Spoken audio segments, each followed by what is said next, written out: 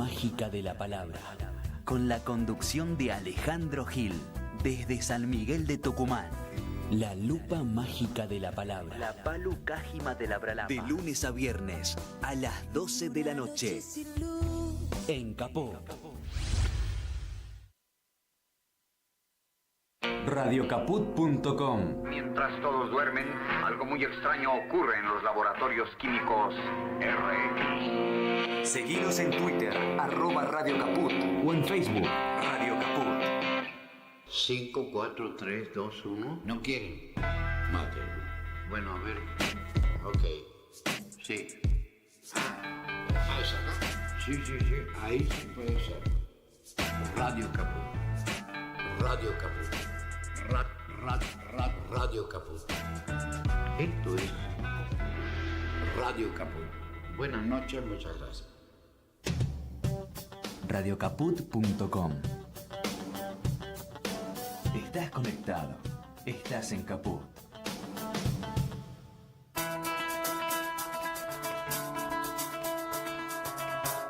Horas extras. Un panorama del mundo del trabajo. Horas extras. Con Enrique Garrido y Vilma Noche. Qué lindo verlo venir, adueñándose de las avenidas, ocupando los balcones, los crisantemos, el mediodía. Vienen de sus pueblos, de sus olvidos, de sus manteles, desde sus baldíos. Vienen de todo el país. Sumate a Horas Extras. Un beneficio sin impuesto a las ganancias. Hasta su propia mirada.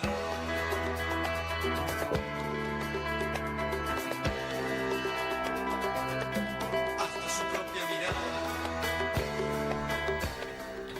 Hola, ¿cómo están? Bienvenidas, bienvenidos una vez más a Horas Extras aquí en Caput. Vamos a estar juntos hasta las 17 en la operación técnica y mucho más. Martín Loza y aquí en la conducción en el estudio, en el piso. A mí piso mucho no me gusta, pero bueno, no me gusta tener a la gente en el piso. Pero bueno, es traído del inglés. Operación técnica, como dije, Martín Loza y aquí en el estudio, Vilma Noche y Enrique Garrido. ¿Cómo le va? está? Le agrego que es más televisivo lo de piso siempre Sí, que radio, pero Es como verdad. ahora vivimos en la cuestión del streaming Sí. y como un poco de todo. Lo importamos. Bueno, como todos, pendientes de las elecciones del próximo domingo, pero en particular, yo te debo confesarte que estoy muy preocupado por la... Yo no sé si hoy podemos decir que estamos en un régimen plenamente democrático dentro de el encuadramiento que corresponde. Es decir, el Ejecutivo está desconociendo al Poder Legislativo. Lo digo concretamente, esa es mi preocupación. El Ejecutivo se niega a aplicar lo que el Legislativo, un poder... Uno de los poderes. Uno de los poderes separados que tenemos en la Argentina junto con el judicial, y dice no la aplico. Sí, promulga las leyes para no caer en un problema, digamos, en problema... Sí, pero esto es un disparate nada más. Pero es un disparate. Claro. Porque lo hace en el tiempo correcto, es decir, en el límite del tiempo. Pero le pide al Congreso, como si esto fuera una ley, que el presidente pida, el Poder Ejecutivo le pida, ¿de dónde se va a sacar la plata? Sí. Y bueno, no hay ¿quién ningún ejecuta, problema en decirle cómo hay que... ¿Quién ejecuta los fondos? Porque no tenemos presupuesto, por lo tanto es el Ejecutivo el que debe hacerlo. Pero además no consulta. A través de sus funcionarios. No consulta para otras decisiones de dónde se saca el dinero. No. Ni cuando pide, ni cuando da. Pero Sí. en este caso sí, si el Congreso lo hace, tendría que hacer, no sé, que es una ley paralela a lo que pretende. Es una cosa de locos realmente. Es insólito. Para es mí insólito. es para preocuparse, sinceramente. Yo no había visto nada semejante. Ahora, yo creo que los congresales tienen pero motivos de sobra para decir de dónde se saca el dinero, y lo sabe. Sí, de eso no me cabe la menor duda. Me llama mucho la atención la abstención del Poder Judicial, en este caso. Las organizaciones sindicales se ven obligadas a ir a recurrir al Poder Judicial presentando demandas de manera independiente. Los y las trabajadoras del Garrahan, los y los trabajadores de universidades y así sucesivamente, para que el Poder Judicial actúe como si de verdad supiera qué es lo que está ocurriendo. A lo mejor pretende que sea la justicia norteamericana la que... Bueno, es lo único que nos queda. ¿Qué nos faltaría? Bien, en cuanto a trabajo, que es lo que nos ocupa semana a semana, está muy mal todo, pero muy mal. Grandes empresas que se lo pasan suspendiendo personal, sobre todo en el sector siderúrgico, pero también grandes hipermercados de los dedicados, como vea, a la venta mayorista, cerrando sucursales y dejando sin trabajo a sus empleados. Me llamó la atención, lo acabo de ver y se los voy a contar porque personal superior de empleados de la AFIP, o sea, la ex AFIP, ARCA. Sí, ARCA. Sí, personal superior.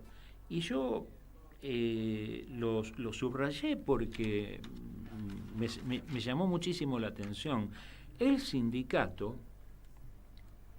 de los trabajadores, la unión sindical de los trabajadores jerárquicos, los empleados superiores de lo que era AFIP, ahora ARCA, decidió recurrir a sus propios fondos para pagarles a sus afiliados un bono de 300.000 pesos para que puedan llegar a fin de mes.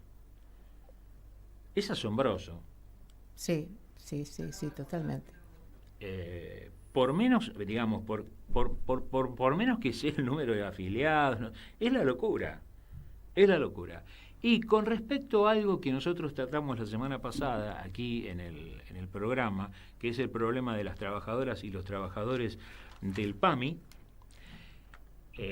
hablamos con uno de los dirigentes sindicales. Sí, con el principal sindicato que agrupa a los trabajadores y trabajadoras. Así es. Hablamos aquí acerca de este tema. Bueno, finalmente las autoridades convocaron, ¿sabés después de cuánto tiempo? Más de 300 días sin paritarias. Acaban de convocarlos para discutir salarios recién ahora. ¿No? Sí, ¿con quién lo discutirán? Es lo que me pregunto todavía. Que eso no sé si te llegó el detalle, que no lo sé. ¿Quién los convocará? Que es otro tema importante. Sí, ¿no? sí. En Estamos estos momentos. en una situación muy, te diría, no, para nada sólida. Y con funcionarios que a 2 años van cambiando y no les conocemos las caras todavía. Es decir, se van y casi no los hemos escuchado. Bueno, a los que están tampoco le conocemos las caras, No, salvo por eso algunos. digo, algunos se van y tampoco se la conocimos, Sí, y los sí, que se sí. quedan o son nuevos, menos. Si el ministro de Salud o secretario de Salud, ya no sé qué es, se cruzara con alguien en la calle, nadie lo reconocería a Lugones. No. Y debe dar gracias a Dios. En fin, ¿ya tenemos a nuestra primera invitada? Sí. ¿Es verdad? Sí, tenemos a nuestra primera invitada con un tema muy importante. Así es. Queríamos hablar en estos días y profundizar un poco más con la reforma laboral, que es otro de los temas candentes, digamos. Claro, y se viene otra ley bases, dicen. Se proponen aprobar una nueva ley bases. Y ahí incorporaría una reforma laboral espantosa, por cierto. Por eso hemos invitado a la doctora Natalia Salvo, que es una experta laboralista, es militante y política y candidata en la ciudad de Buenos Aires. Doctora Salvo, muchísimas gracias por atendernos. Aquí estamos Vilma Noche y Enrique Garrido. Vilma y Enrique. Hola, Vilma, Enrique, ¿cómo les va? ¿Cómo andan?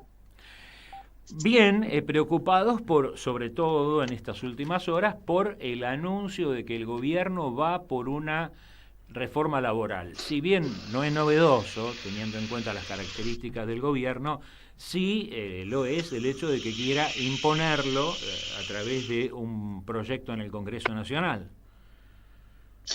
y sobre todo en un gobierno que desconoce el Congreso Nacional, por ejemplo, con algo inédito que no ha sucedido en la historia, en donde un presidente de la Nación suspende una ley. Sí. Ha sucedido con el rechazo en ambas cámaras del veto presidencial en la ley de emergencia pediátrica y financiamiento universitario, y la verdad que hemos escuchado algo que va a quedar en los anales de historia. Qué suerte no extraña que... Sí, qué suerte que lo Perdón. dice. No, al contrario, perdóneme usted, porque digo, qué suerte que lo dice, porque abrimos el programa conversando sobre esto y sobre la preocupación que nos causa. ¿Cómo nos encontramos los argentinos desde el punto de vista institucional con esta actitud que adopta el gobierno frente al Congreso? Sí, porque la verdad que tanto se habla y se llenan la boca hablando de república, de institucionalidad, de Estado de Derecho, y tenemos a un presidente de la Nación que se arroga la suma del poder público, porque al desconocer el accionar de la legislatura con el argumento que imponga, es absolutamente dictatorial, no hay otras palabras para llamarlo. Pero no extraña que esto venga de la mano él dice que quiere imponerlo a través de las leyes del Congreso.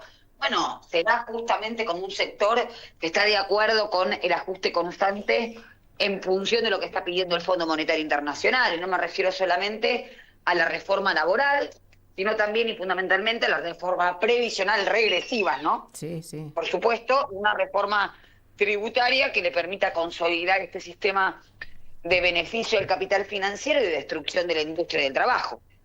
Cuando explican, doctora, los puntos que explican como necesidad para esta reforma laboral, es necesario recordar algunos para contestarlos también, porque hay temas que parece que son como recurrentes, que van estableciendo en la gente, en el inconsciente, ¿no? Hablan de 15 años de destrucción de empleo. ¿Realmente qué se puede decir sobre esto? Porque no hubo 15 años de destrucción de empleo. No es real, del mismo modo que sería prestarle atención a este gobierno cuando dice que sacó a 5 millones de personas de la pobreza. El empleo que se generó, o sea, no nos olvidemos de la crisis que existió en el año 2007-2008 a nivel internacional, con la crisis financiera de Lehman Brothers y las políticas contracíclicas que se adoptaron en la República Argentina para que no llegue ese impacto. Pero si quieren hablar de creación de empleo, fijémonos en lo que sucedió entre el 2013 y el 2015, donde se generaron 5 millones de puestos de trabajo. Eso no puede ser entendido, divorciado de la generación de pymes, tanto que hablan, se llenan la boca también hablando de las pequeñas y medianas empresas, de los emprendimientos y demás. Pues hubo muchísimo emprendimiento sin destrucción de pymes en el gobierno de Néstor Kirchner y Cristina Fernández de Kirchner, con una política que era totalmente contraria a la actual, esto hay que decirlo. Favorecer el consumo a través del salario, de los ingresos, de las jubilaciones, de las pensiones, todo lo que este presidente odia y demoniza, y al parecer está mostrando su franco fracaso, porque él era experto en crecimiento económico con o sin dinero. Pues ahora no hay ni crecimiento económico y aumentó el desempleo, se perdió el poder adquisitivo del salario, no controlaron la inflación lejos de lo que dijeron, porque hay un 33% de inflación interanual. Entonces tenemos todos los números de la economía disparados, con un sobreendeudamiento que es monstruoso, una destrucción de pymes total, un aumento del desempleo, un aumento aún mayor del trabajo precario, es decir, una migración del trabajo formal al trabajo autónomo, o lo que se dice vulgarmente una changa, y un país destruido en su industria, en su comercio y también en su mercado interno. Ahora, para ese mismo país que usted está describiendo, hablan de eliminar la discrecionalidad de los jueces laborales. ¿Cómo se pretende eso? Es decir, la no justicia ya directamente. Bueno, hay que tener un poquito de historia en la cabeza. De un tiempo a esta parte, que es lo que esta gente no quiere.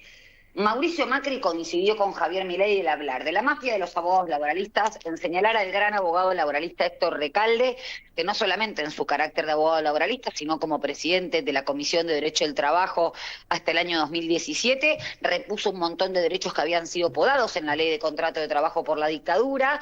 Y los jueces laborales, yendo un poquito más para atrás en el tiempo, los juzgados laborales se crearon en noviembre de 1944 para proteger los nuevos derechos laborales que estaban surgiendo en un país que se resistían los sectores económicos de la economía concentrada a aceptar esos derechos. Un juez o una jueza nacional del trabajo no es un juez neutral, es un juez imparcial.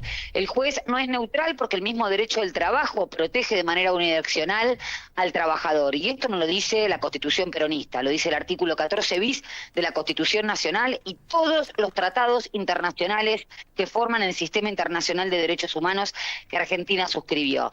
Entonces, dicen barbaridades a nivel académico, dicen barbaridades a nivel empírico y lo único que hacen es sostener los negocios de los amigos. Yo ayer me reía cuando escuchaba a Javier Milei hablar de la otra vez el mismo mantra, de la reforma laboral, de que hay miedo a contratar a un trabajador porque se quiebra una pyme, no quiebra por la política económica, pero hablaba de que el actual candidato a senador, Mariano Recalde, por Fuerza Patria y por la Ciudad de Buenos Aires, le cuidaba el negocio familiar al padre. A mí me causa gracia, tiene una hermana que no solamente promovió el Libra, haciendo de intermediaria, sino también está señalada con abundantes pruebas de ser la encargada de cobrar el 3% en la Agencia Nacional de Discapacidad con laboratorios. Entonces, el que le cuida el negocio familiar es él y la hermana. El tema es que no entienden otra lógica que no sea la propia lógica personal, y esto en psicología se llamaría transferencia. Doctora Salvo, esto para compartirlo con nuestros oyentes, y bien cada tanto lo recordamos, pero el poder se empeña en repetir las mismas mentiras. Digo mentiras porque ya la información en el ámbito del fuero laboral está suficientemente difundida. Estaba recordando justamente lo que hizo el doctor Ricardo Gil Lavedra en nombre del Colegio Público de la Abogacía Porteña cuando salió de manera oficial, formal, a desmontar lo que llamaba mito de la industria del juicio, y lo hizo con datos, entre ellos que la mayor parte de los juicios, por ejemplo, son contra las ART. También se dijo que muy pocos... Es un sistema inconstitucional también. Pero además, yo creo que es hablar en el terreno del enemigo. Si hablamos de industria del juicio, podemos hablar de la industria del juicio de las aseguradoras, de la industria del juicio de las quiebras fraudulentas. El sobrefoco que se pone en materia laboral es para señalar que los defensores de los derechos humanos al trabajo, sean jueces, sean abogados, sean estigmatizados y mal vistos, como quiso hacer este gobierno con los sindicatos mismos y los dirigentes gremiales. Pero hay que insistir en que no existe tal industria. No existe, es una invención. Nadie dice que no existe, por supuesto que no existe. A buena hora salió el presidente del Colegio de la Abogacía, que bien callado estuvo, sí, y que en su momento, cuando fuera la persecución judicial, y digamos que no le quedó otra. Esto no hace celebrar esta actitud, pero también en el seno del Colegio de la Abogacía se ven apoyos a discursos que hablan de la industria del juicio, de los estudios jurídicos que mueven este discurso y que son parte de esa usina académica. En las últimas horas escuchamos a uno de los funcionarios de Sturzenegger, Alejandro Cacache, decir que ahora estaban trabajando en que la reforma laboral entrara al Congreso dentro de lo que llamarían una ley Bases 2, ¿no? Para aprovechar lo que sería el recambio legislativo. ¿A usted le parece que pueden tener posibilidad en el Congreso para algo semejante? Esperemos que no, y que la población, la gente advierta que este domingo no se juega una elección de medio término más. Se juega el cartel de venta del país que ya viene instrumentado a través de la Ley Bases. La Ley Bases 1 y la Ley Bases 2 tiene que ver con una modificación constitucional encubierta, por supuesto, perjudicial a los trabajadores, a los consumidores, a los jubilados. Como posible, por supuesto que es posible, ya lo hicieron.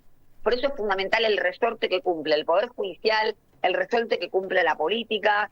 Yo pensaba, por ejemplo, en Lustó. Lustó dio quórum y habilitó el tratamiento de la Ley Bases, y ahora está en contra. Entonces hay que ver quién es efectivamente la oposición real, ¿no?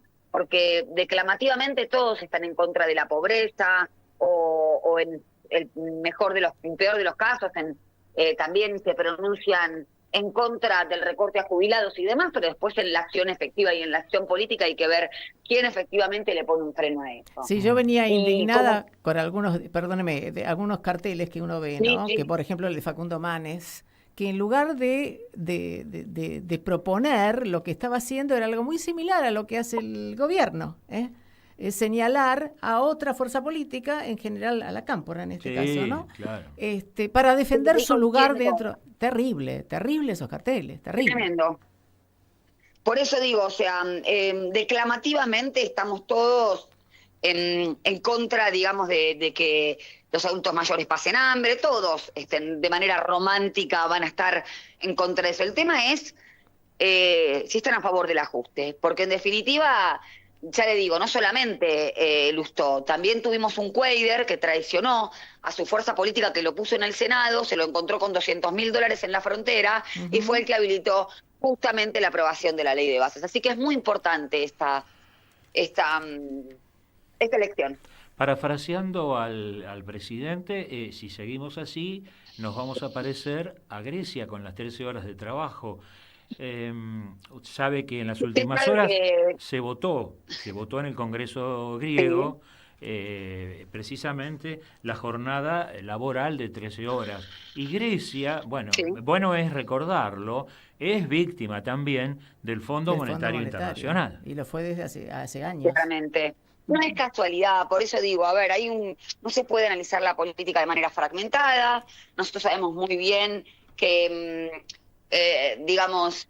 el Fondo Monetario Internacional tiene la deuda como un instrumento de disciplinamiento, más que querer que se pague, y piden, ante la crisis del capital, porque lo que está en crisis es el capital financiero, los esfuerzos siempre es al mismo sector de la población. Nadie advierte por qué ha crecido tanto la riqueza financiera y la concentración en pocas manos, ¿no?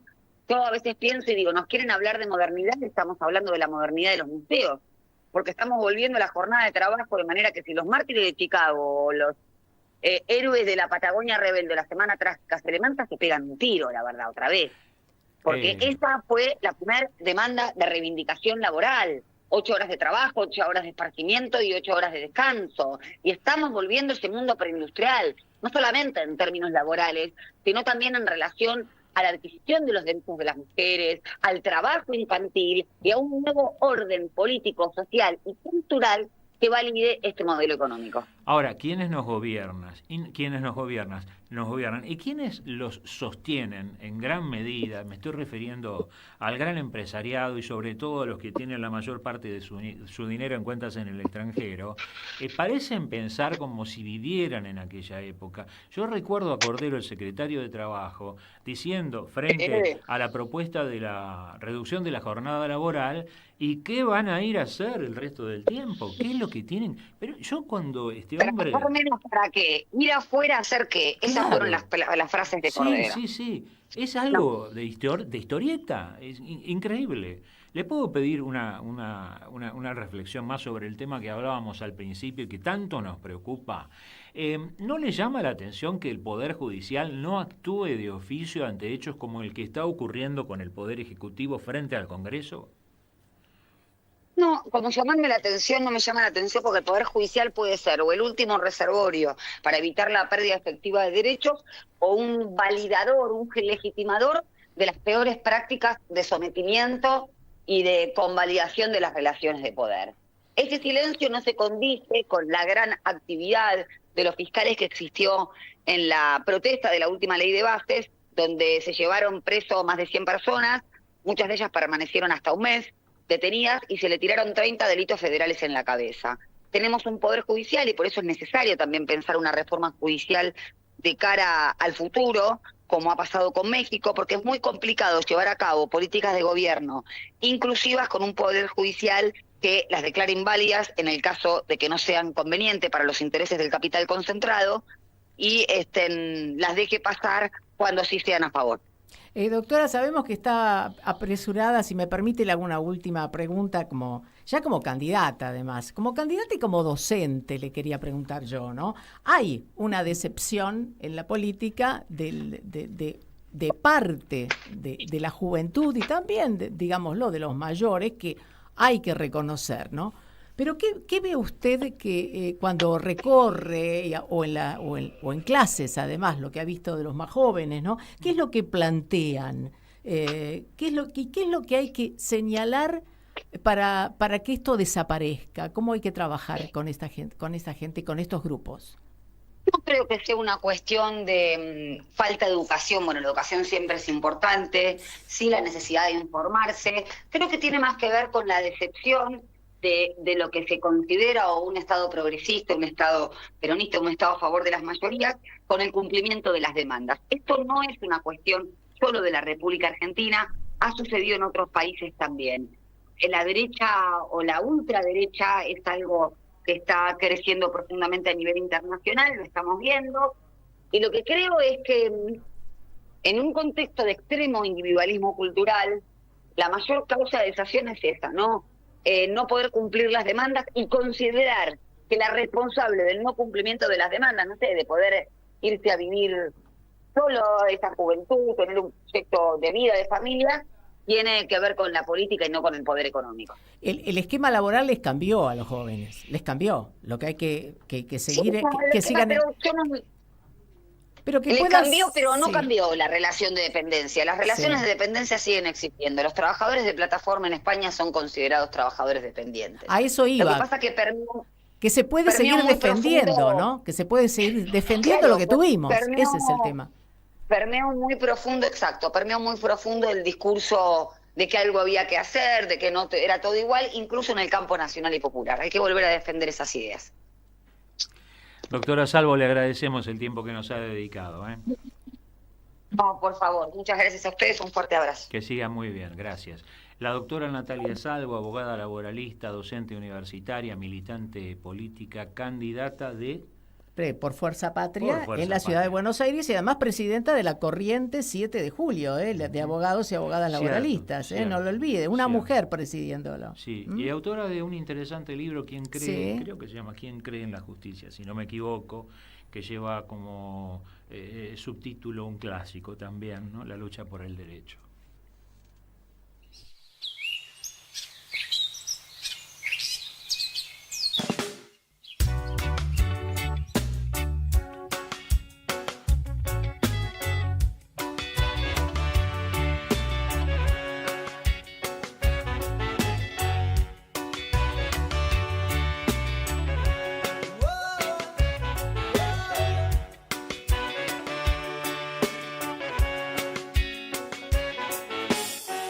¿Cuántas veces quiero despertar en un mundo más limpio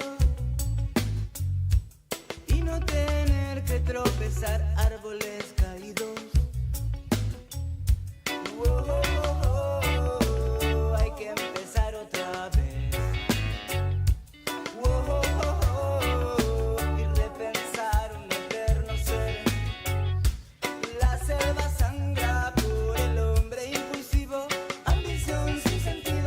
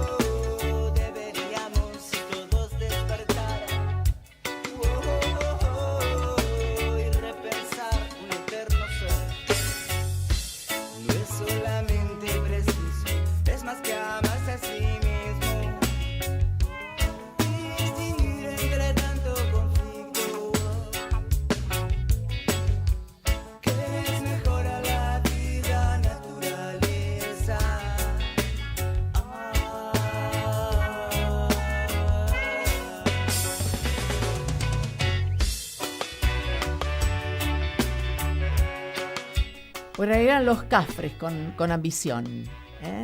Sí. Garrido. Un saludo de corazón muy grande de todos nosotros para Estela de Carlotto. Sí, por supuesto. Su cumpleaños 95. Lo que ha hecho por la Argentina, no sé, creo que es incalculable lo que ha hecho por la Argentina Estela de Carlotto. No solo ella, sino todas las abuelas y las madres. Pero un abrazo de corazón, en serio. Ningún otro cumpleaños, Ningún otro cumpleaños vamos a saludar, solo este. No, por ahora no. Porque hay otro que no me interesa mucho mencionar. Mira. No me digas. Sí, ¿no es el de nuestro Máximo también? No me digas. Es en el día de hoy. Bueno, ojalá, no sé, no importa. ¿No? Igual. Siga. Sí. siga. Sí.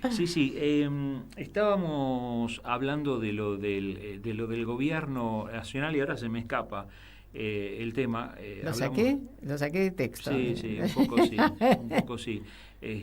Sí, por fin, esto era lo que me tenía. Por fin la CGT salió a aclarar en forma oficial en forma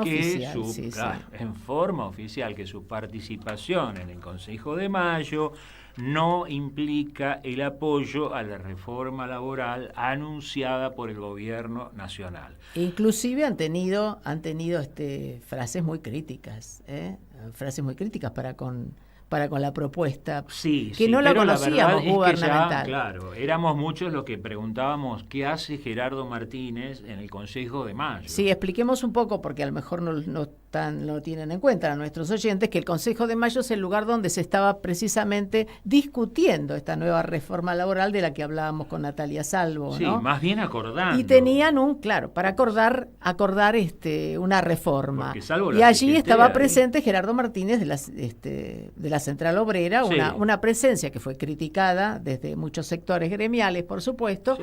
Y no había ninguna manifestación todavía sobre esto. Y ahora ya que quería ser un hecho del lado del gobierno, bueno, han sacado una comunicación muy importante. Yo creo que era imprescindible que aclararan esto, porque ya... Bueno, pasaba de castaño oscuro. La pobreza no es un fenómeno natural, el salario y los derechos laborales son la base de la justicia social, dice la CGT. Y respiramos, y ahí respiramos. Sí, porque te digo que he visto en las últimas horas a los docentes universitarios públicamente pidiendo un paro nacional de la CGT, y no son los únicos. No, pidiendo medidas. Los trabajadores y las trabajadoras en la calle están y los jubilados. No nos olvidemos los miércoles, sufriendo además la violencia de las fuerzas federales y las fuerzas policiales de la ciudad. Todos están pidiendo eso y bueno, sí, parece que todavía no es el momento, pero... Sí, tenemos una entrevista y ya estamos con nuestro entrevistado porque también tiene mucho que ver con esto, pero no deja de llamarme... la atención, la fortaleza con que muchos sindicalistas salen a la calle, reclaman, gritan, jetonean, vamos a decirlo, lo digo así, cuando hay un gobierno, no digo nacional y popular, digamos, un gobierno popular, un gobierno nacional, bueno, malo, más o menos. Bueno, ahí los trenes se paran cada media hora, ¿no? Recordemos a Sobrero, se hacen paros porque no queremos pagar ganancias. Digo, ¿ahora están pagando ganancias o no? Sí, porque impuestos, que yo sepa, no se sacaron, ¿no? ¿Impuestos? ¿Se sacaron impuestos o no se sacaron impuestos? Entonces, ¿cómo es? ¿Qué pasa? Se subieron esos impuestos. Digo, ¿no es un poco llamativo esto? Porque así, te digo, así también, yo también soy guapo así, Yo soy guapo así. Pero bueno, a mí no, particularmente no me gusta nada eso. Estamos en comunicación ahora con Pablo Perazzi. Pablo Perazzi es el secretario general de FEDUBA. Esto tiene mucho que ver con lo que decíamos recién. La CONADU y otros sindicatos pidiendo un paro general de la CGT ante la situación calamitosa que estamos afrontando los argentinos. Pablo Perazzi es secretario general de FEDUBA, la Federación de Docentes de la Universidad de Buenos Aires, y le agradecemos mucho que nos atienda. Pablo, muchas gracias, una vez más. No, al contrario, gracias a vos, Enrique, por la comunicación. Aquí estamos Vilma Noche y Enrique Garrido, Vilma y Enrique, y Bueno, lo llamamos, es obvio, por la gravísima situación que está atravesando la universidad y esta rebeldía increíble del gobierno nacional de negarse a aplicar las leyes que el Congreso de la Nación ratifica en defensa de la educación, de la salud, por ejemplo. Sí, ya no se trata exclusivamente de un problema puntual de la comunidad universitaria. Me parece que lo que ocurrió el lunes con ese decreto que no iba a asignar fondos no solo para la ley de financiamiento universitario, sino también para la emergencia pediátrica, de lo que está hablando es de una ruptura del orden constitucional. Me parece que entramos en un plano ya de otra tonalidad. Uh-huh. Es decir, a ver, para expresarlo gráficamente, el gobierno perpetró el Poder Ejecutivo un golpe de Estado contra otro poder del Estado, que es el Poder Legislativo. Eso fue lo que pasó, porque desconocer leyes sancionadas por amplias mayorías, que además cuentan con respaldo presupuestario, porque ellos salen a decir que no hay respaldo presupuestario. Ninguna ley que se trata en la Cámara Baja o que se trata en la Cámara Alta ingresa a los recintos sin respaldo presupuestario, porque eso pasa por la Oficina de Presupuesto Parlamentario, con lo cual mienten. Y además lo que quiero decir es que en ese decreto que el gobierno hace un desconocimiento total de los fondos asignados a las partidas de emergencia presupuestaria y de emergencia universitaria, reconoce que hay un atraso en nuestro poder adquisitivo del 40%. Bueno, entonces es como... Pero por eso decía, yo quiero insistir con esto, no es un problema exclusivamente de la comunidad universitaria, es un problema del pueblo argentino, de su soberanía y de la ruptura del orden constitucional, porque esta es la tercera vez que lo hace. Ya no se trata de conductas aisladas, sino de un patrón de conducta. Y de ahí la decisión de las universidades de ir, a otro poder que es al legislativo y que tendría que dar respuestas. Al judicial. Al judicial. Sí. Nosotros, claro, mira, hoy el Consejo Superior de la Universidad de Buenos Aires, por unanimidad, dispuso que las máximas autoridades de la universidad dispongan los medios de escenario para iniciar las acciones legales correspondientes. Nosotros mismos como sindicato estamos previendo desde un amparo hasta una acción judicial contra el presidente Milei, contra la ministra de Capital Humano Sandra Petovelo, contra Guillermo Francos, el jefe de gabinete, contra Torrendel, el secretario de Educación, y contra Alejandro Álvarez, el subsecretario de Políticas Universitarias, por incumplimiento de los deberes de funcionario público. ¿De cuántos puntos es la caída del salario? Que creo que recién lo mencionaba también. Y podemos hablar del rechazo a los gastos de financiamiento, ¿no?, de las universidades, que han sufrido, pero por todos lados.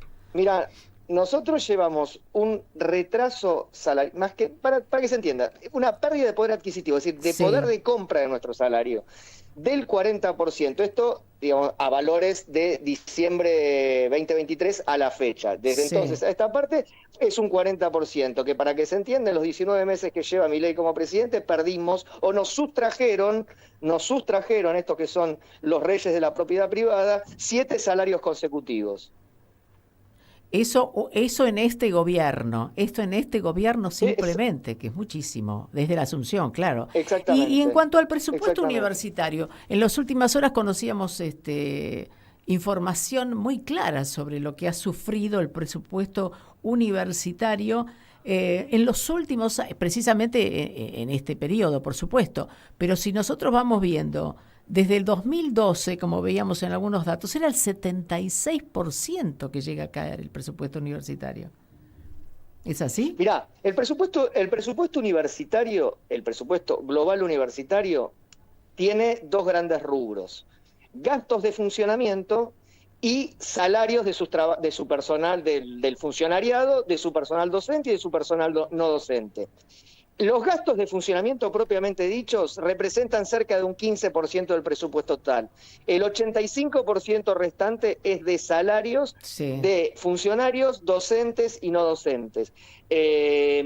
por eso, esto lo quiero aclarar, por eso, ya ahora sin tanto éxito como durante buena parte del año pasado, principios de el gobierno ya no puede seducir unilateralmente a rectores y rectoras para otorgarle fondos para los gastos de funcionamiento, porque el problema ya no es exclusivamente de funcionamiento, sino que es básicamente salarial.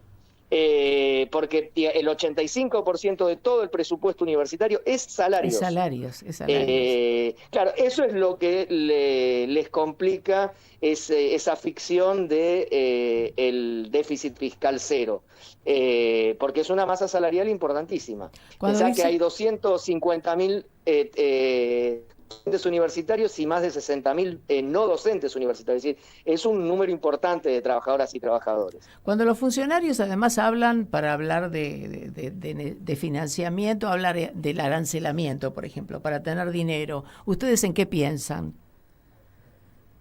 Es que no existe la posibilidad así del arancelamiento, primero porque existen leyes que regulan la vida universitaria, que podemos estar de acuerdo o no estar de acuerdo. Nosotros personalmente creemos que hay que avanzar en algunos cambios en la ley de educación superior, pero bueno, es lo que existe. Por un lado eso, por otro lado vos tenés el principio de autonomía universitaria, que el gobierno dice, bueno, ahora los extranjeros o los nacionales tienen que pagar y listo, mañana abren una oficina donde vos debitás tus estudios. No va a funcionar así. Y en general lo dicen para asusar esos lugares oscuros, ¿no? Que tiene que ver con que por qué los extranjeros tienen que estudiar y no pagar. Bueno, mentira. Primero los extranjeros pagan, porque primero, además pagan como todos el IVA, los servicios, y con respecto a la universidad pública, la cifra de extranjeros es de menos del 4% de población estudiantil, y de ese 4% más de la mitad corresponde a estudiantes de posgrado y doctorado, que ahí pagan todos, los nacionales y los extranjeros. No es que los estudios de maestría y doctorado son no arancelados, al contrario, esos sí son arancelados. Lo que garantiza el Estado Nacional es el no arancelamiento para los estudios superiores, léase licenciaturas. Además, no hay que olvidar, si vemos los ejemplos de países vecinos como Chile, que la gente se endeuda y pide créditos para esto, para poder pagar los estudios de sus hijos. En Estados Unidos. Bueno, pero justo estamos hablando de créditos, ¿no? Y ahí entra a jugar otro negocio, posiblemente. Sí, pero por eso quieren avanzar, porque digamos la educación superior es un negocio muy rentable en todo el mundo y es un negocio codiciado por muchos sectores que quieren quedarse con esa cuota del presupuesto nacional. Pero a ver, no van a poder avanzar por una razón muy sencilla, y porque la Universidad Pública Argentina constituye un valor fundamental de la sociedad argentina, porque incluso los que están con este gobierno transitan los pasillos de la Universidad Argentina. Digo, Toto Caputo y Sturzenegger, que son las dos espadas del desastre económico que estamos transitando, salieron de la universidad pública. El narcodiputado José Luis Espar salió de la universidad pública. Una pena. Ellos deberían haber ido a la la universidad privada. No discrimina. No, es que la universidad pública no discrimina, somos ecuménicos, ahí entramos todos. El problema es que son ellos los que discriminan, ¿no? Sí. Nosotros no. Me hubiera gustado que fueran de la universidad privada, la verdad. Con respecto a... antes lo hablábamos con otra entrevistada acerca de esto, de tener que ir hacia... usted hablaba de la gravedad de la situación institucional que estamos atravesando. Esto de tener que ir hacia el Poder Judicial con iniciativas separadas incluso, ¿no? Actividad por actividad, y no que el Poder Judicial intervenga de manera de oficio ante semejante situación, gravedad institucional. Sí, a nosotros no nos sorprende. De la misma manera que no nos sorprende que el Poder Judicial no tenga funcionarios que actúen de oficio, como decís vos. Y de igual modo tampoco nos sorprende que el Poder Ejecutivo se lleve puesto al Poder Legislativo. No podemos dejar de recordar que este gobierno, en su discurso inaugural de asunción de funciones, lo hizo de espaldas al Parlamento Nacional. Es decir, esto ya estaba contenido en los orígenes del gobierno. Es decir, no es, yo quiero insistir con esto, no es un error de cálculo, no es un manotazo de ahogado, esto es parte del plan de gobierno. Desconocer el funcionamiento de los otros poderes del Estado es parte del plan de gobierno. Entregar la soberanía nacional es parte del plan de gobierno. No son manotazos de ahogado porque no consiguen dólares para financiar la timba.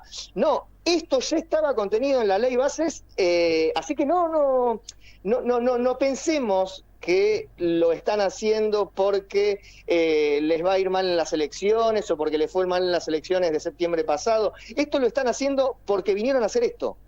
Si no hay que confundir a la población con respecto a eso. Es lo que quieren hacer. De hecho, el dinero, y cada vez que tienen que hacerlo, lo sacan de los fondos para las personas menos favorecidas. Esto es profundamente ideológico. Cuando le preguntan al Congreso mismo de dónde sacamos la plata, bueno, no se les ocurre. Por empezar, antes lo decíamos, no hay presupuesto, ellos son los encargados de ejecutar los fondos, no tienen por qué preguntarle a nadie. Pero para seguir, cada vez que tienen una idea, es para sacarle dinero al más pobre. De ninguna manera se les ocurre, por ejemplo, una reforma tributaria. Pero por supuesto, pero además no es que no hay dinero. A ver, en este país, en lo que este gobierno lleva de ejercicio, se fumaron 80.000 millones de dólares. Decime, ¿vos viste alguna parte de esos 80.000 millones de dólares? ¿Lo tenés debajo del colchón? ¿Lo viste que se haya puesto en alguna inversión estratégica? Se fumaron 80.000 millones de dólares. Y bueno, pero es que vinieron a eso. Es un sistema económico de valorización financiera y exclusivamente eso. Y eso supone el 80% de la población fuera del sistema y la destrucción total del aparato productivo. A eso estamos yendo. Ustedes están cumpliendo en el día de hoy una de los dos jornadas de paro, además, a raíz de lo que estamos diciendo, ¿verdad? ¿Han tenido alguna comunicación del gobierno a raíz de esto? Déjame recordar. ¿El secretario de Educación? No me acuerdo si desde noviembre o diciembre del año pasado que no atienden el teléfono. Ajá. Y a raíz de esta medida de fuerza y de esta situación no ha habido ninguna comunicación, tampoco. Pero a ver, nosotros hicimos 3 marchas que me parece que las conoce todo el pueblo argentino y tampoco. Digamos, no, tampoco. Es decir, por eso, digamos, a nosotros no nos gusta judicializar la política. Nosotros somos los que decimos que la política se tiene que resolver en términos políticos. Pero nos están llevando a un escenario donde no tenemos más alternativa que judicializar y apuntar directamente contra los funcionarios públicos, los máximos responsables del desastre que estamos viviendo. Entonces, nos gustaría resolverlo de otra manera en una mesa de negociación, pero no nos reciben desde el diciembre o noviembre del año pasado. Apelo a su condición de antropólogo y a la orientación que ha elegido también. Ya sé que no es para hablar en 3 minutos, pero alguna idea seguramente debe tener rondando acerca de este avance de la ultraderecha que no solo se da en la Argentina, sino en gran parte del mundo. ¿Alguna idea con la que pueda ayudarnos? Sí, mirá, a ver, es como digamos, todo proceso de orden global es multivariable, no podemos, o multicausal, no hay una sola causa que dé cuenta de esto. Pero entre las causas más importantes, lo que tenemos que mencionar es, primero, el fracaso de las propuestas a nivel global, socialdemócrata, Yamala, socialistas, en el caso de la Patria Grande, nacionales y populares, en el caso de la Argentina, el peronismo, es decir, han, digamos, no digo fracasado, pero han generado cierto malestar entre las propias filas porque venían con programas de reformas, en algunos casos de largo alcance, que no solo no han sido satisfechas, sino que más bien se ha hecho lo contrario. Y no quiero echar las culpas sobre el gobierno de Alberto Fernández, pero bueno, eso explica mucho de por qué estamos donde estamos. Pero hay otros factores que tienen que ver con, digamos, no puede ser que 15, 20 multimillonarios tengan más recursos que varios estados nacionales juntos. Uh-huh. Eso es algo que no puede ocurrir. Y bueno, y eso lo que hace es terminar de erosionar todo el sistema y el funcionamiento, y también en un plano, si querés, de las propias subjetividades. Un pibe, poner en un barrio popular de la capital federal o de la provincia de Buenos Aires, ¿por qué va a querer ir a trabajar 9 horas para ganar 300.000 o 400.000 pesos si le venden que comprando una Bitcoin puede hacer plata sin moverse de su computadora? Entonces se transmiten valores que no son reales, pero que tienen una pregnancia importantísima. Profesor Perazzi, le agradecemos muchísimo el tiempo que nos ha dedicado. No, al contrario, muy agradecido con ustedes por la comunicación y por tratar estos temas que la verdad que deberían estar en agenda todo el tiempo y solo están en agenda cuando hacemos un poco de lío, ¿no? Pero bueno, bienvenido sea. Bueno, que siga muy bien. Y gracias por la lucha, como solemos decir, ¿eh? No, al contrario. Un abrazo. Pablo Perazzi es el secretario general de FEDUBA, la Federación de Docentes de la Universidad de Buenos Aires. Ha estado con nosotros aquí en Horas Extras. La, la, la, la, la. La, la, la, la, la. La, la, la, la, la. La, la, la, la, la. Rancho yo quedo solo y mi perro sin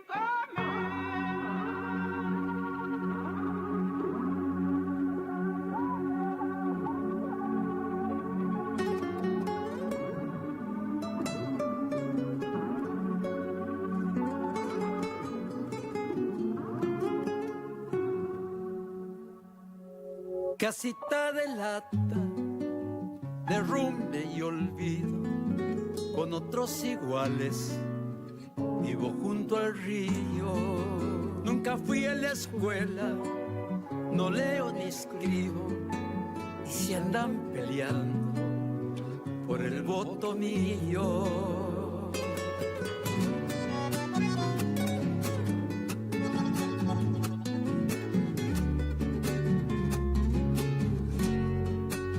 Cuando cae la noche, salgo con mis hijos a hurgar la basura de los edificios.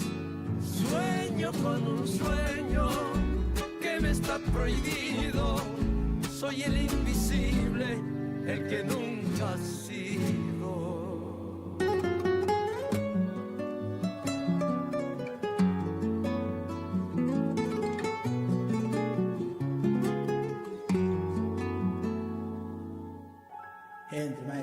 Bienaventurados, benditos los ricos, consiguen de todo con el apellido.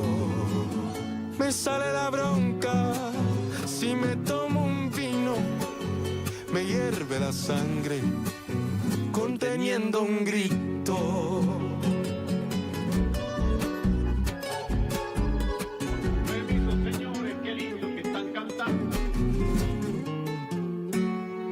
Nunca me he afiliado a ningún partido, no quiero limosna, no soy un mendigo. Sueño con un sueño que me está prohibido, soy el invisible, el que nunca ha sido. La, la, la, la, la. La, la, la, la, la. La, la, la, la, la. La, la, la, la, la. Bueno, dejamos el tema hasta como un remanso y un descanso. Es hermoso este tema, hermoso, ¿no? Y es para escucharlo con detenimiento. Junto con las notas, escuchar estos temas. Invisible se llama el Cuti y Roberto Carabajal con Milo, que está acompañando tantas de estas propuestas, y por ahí escuchábamos, ¿no? Está hablando de personajes que son invisibles para el resto de la sociedad, pero se pelean por el voto mío, dice la canción, ¿no? Que es lo que, bueno, es lo que va a pasar este domingo. Se pelean por ese voto, y qué es lo que dan, ¿no? ¿Qué es lo que da el gobierno? ¿Te quedaste pensando, Enrique? No, ahí? es que es muy duro. Es muy duro, es muy duro, sí, es muy duro. Sí. Invisible hasta que lo necesita. Invisible hasta que se necesita. Sí. Estamos llegando al final del programa. Vilma, ¿dónde nos pueden encontrar? Estamos en todas partes. Pero mire, como, de acá... Somos como un dios. Uy, sí.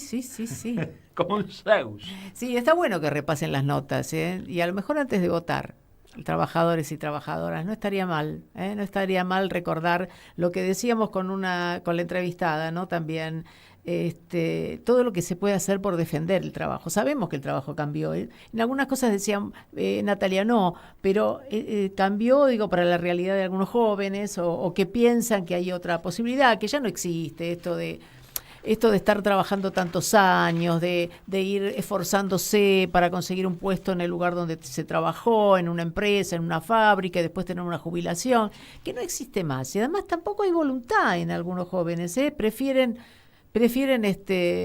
cambiar o decir esto ya no, si estoy mientras me gusta, y uno puede comprenderlo. Tenemos además que comprender que hay ciertas cosas que cambiaron, pero lo que no puede suceder es que no todos tienen la misma facilidad, ni todos van a tener suerte para ese emprendimiento, que no la hay y este tampoco momento. la van a tener en las redes sociales. Algunos sí, pero otros no. Algunos sí, otros no. Entonces existe esa posibilidad. Y existen derechos que hay que seguir defendiendo. Uno puede estar manejando la bicicleta o la moto en Rappi, pero llega un momento que a lo mejor no se puede seguir con eso, y es un trabajo, pero además es un trabajo que depende de una empresa, y que los derechos se pueden seguir defendiendo, y para eso está algún sector de la política, porque no toda la política es la que lo dicen. Para eso está modestamente Horas Extras. ¿Dónde nos encuentran? En Facebook con el nombre de nuestro programa, en X como Horas Extras, ¿ok?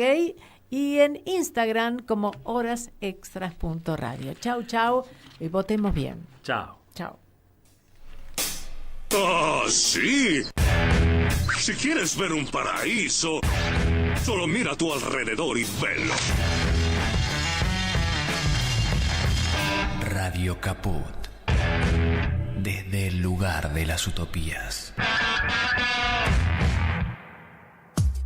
En Caput quiero contarles un poco que pasa en Radio Caput. pasan cosas. Y cuando uno entra, todos te esperan con una sonrisa. La pecera se llena de gente. Esa radio te sonríe. Es una radio que enseña, porque para mí la radio tiene que ver con eso, con lo que se transmite. Todo es sonrisa, todo es amor. Es una radio hecha con muchas ganas de hacer las cosas bien, ¿no? No sé si llamarlo